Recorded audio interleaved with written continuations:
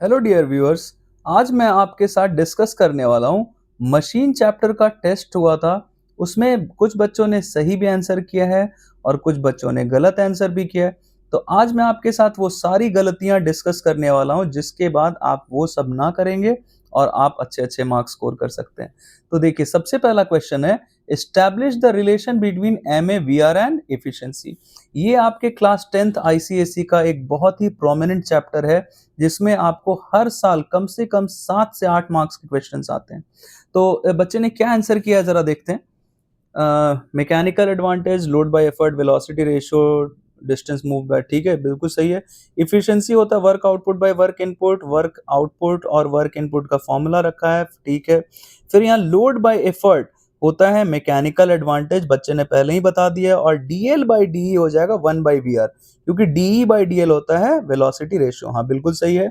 ये 3 मार्क्स का क्वेश्चन था जिसमें हमें डिड्यूस करना था रिलेशन इन तीनों के बीच में, एम ए वी आर और एफिशिएंसी के बीच में। तो बच्चे ने बिल्कुल सही किया है, 3 मार्क्स से मिलता है। फिर नेक्स्ट क्वेश्चन है, a pulley system has velocity ratio 5 and efficiency of 60%। तो इसका डायग्राम बनाना था और फिर एम ए फाइंड करना है और एफर्ट फाइंड करना है। तो पहला पार्ट हम देखते हैं। इसमें बच्चे को ड्रॉ करने बोला गया है ब्लॉक एंड टैकल सिस्टम का डायग्राम। तो देखिए, बिल्कुल सही किया इसने। वेलोसिटी रेशियो दिया गया है 5। तो अगर आपके पास ब्लॉक एंड टैकल सिस्टम के क्वेश्चन में आपको सबसे पहले एफर्ट का डायरेक्शन ढूंढना होता है। अगर एफर्ट का कोई डायरेक्शन नहीं है तो आप कन्वीनियंट डायरेक्शन जो हमारे लिए होता है डाउनवर्ड, आप वो ले सकते हैं। और अगर ऐसा केस बना कि एफर्ट डाउनवर्ड डायरेक्शन में है तो वी आर हम कैसे फाइंड कर सकते हैं, नंबर ऑफ पुलिस काउंट करके। तो वी आर 5 है, मतलब इसमें नंबर ऑफ पुलिस भी 5 होंगे। बच्चे ने बिल्कुल सही बनाया है। 3 पुली ऊपर रखा है ब्लॉक में और 2 पुली नीचे ब्लॉक में रखा, बिल्कुल सही। लेकिन एक चीज यहाँ गड़बड़ हो गया, ये फ्रेम एक सिंगल फ्रेम होता है और एक ही फ्रेम में जब नंबर ऑफ पुलिस फिक्स्ड रहते हैं तो उसे हम ब्लॉक बोलते हैं। तो ये चीज यहाँ गड़बड़ कर दिया। बाकी सारा चीज सही है। एफर्ट डाउनवर्ड, यहाँ पे एक टेंशन यहाँ, एक यहाँ, एक यहाँ, एक, बाकी सारा चीज सही है। बस एक छोटा सा गड़बड़ हो गया। तो ये 2 मार्क्स का था डायग्राम वाला पार्ट। इसमें हाफ मार्क्स डिडक्ट करने पड़ेंगे ताकि अगली बार ये गलती ना हो। फिर बोला गया था कि एम ए का वैल्यू फाइंड करना है। तो अभी अभी हमने एक रिलेशन देखा था, M A equal V R into efficiency होता है। एफिशिएंसी 60% दिया था, सही है, बिल्कुल सही है। और एम ए का वैल्यू 60%, और हाँ बिल्कुल सही है, ये 1 मार्क्स मिलता है इसमें। और लास्ट पार्ट इसमें हमारा था कि हमें अगर लोड 500 न्यूटन का अपलिफ्ट करना है, उठाना है, तो एफर्ट कितना लगाना पड़ेगा। तो अब हमारे पास मैकेनिकल एडवांटेज का वैल्यू आ ही गया है सेकंड सब पार्ट में, दैट इज 3। लोड का वैल्यू 500 दिया तो एफर्ट यहां से फाइंड कर लिया। हाँ बिल्कुल सही है, इसमें भी 1 मार्क्स मिलते हैं।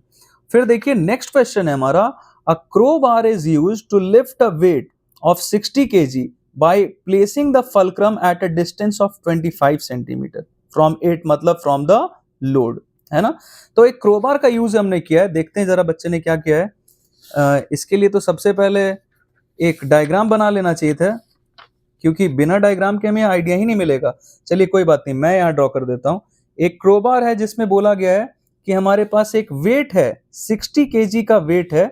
तो हम यहाँ वेट रख लेते हैं। वेट ऑफ 60 kg है, तो हम इसे kgf में लिख लेंगे सॉल्व करते वक्त, क्योंकि वेट हमेशा kgf में होना चाहिए या फिर न्यूटन में होना चाहिए, है ना, that is a vector quantity. तो ये मास रहता तो हम kg लिख सकते थे। 60 kgf है। और placing the fulcrum at a distance of 25 centimetre from it, मतलब लोड से 25 सेंटीमीटर के डिस्टेंस पे फल्क्रम, मतलब हमारा फिक्स्ड पॉइंट रखना है।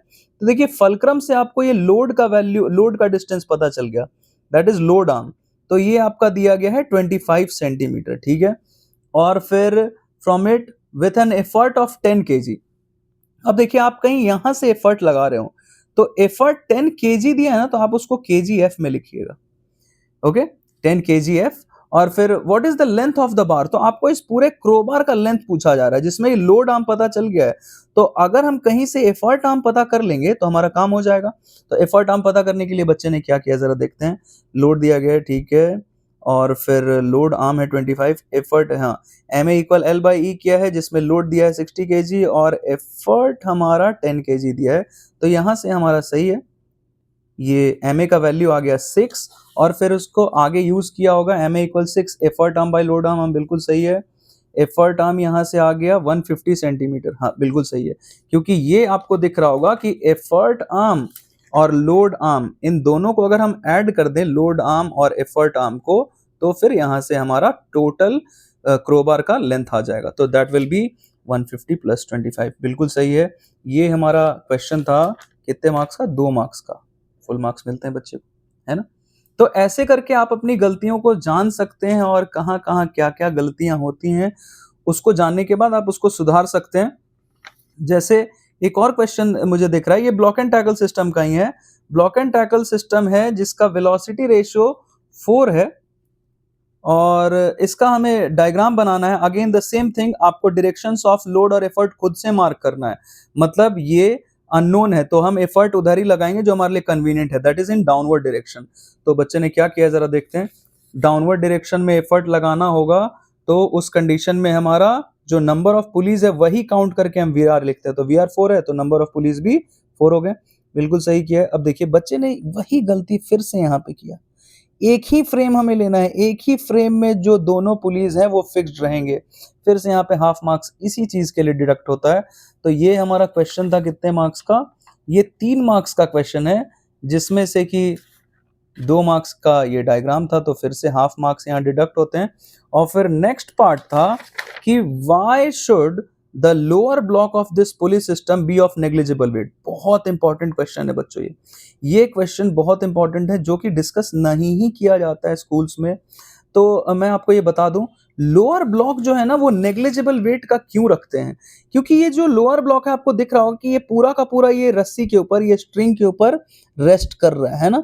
अगर ये रस्सी यहां से हट गया तो ये लोअर ब्लॉक नीचे गिर जाएगा, और जब तक इसको बैलेंस रखना है तब तक हमें यहां से खींचते रहना पड़ेगा, रस्सी को एफर्ट लगाते रहना पड़ेगा।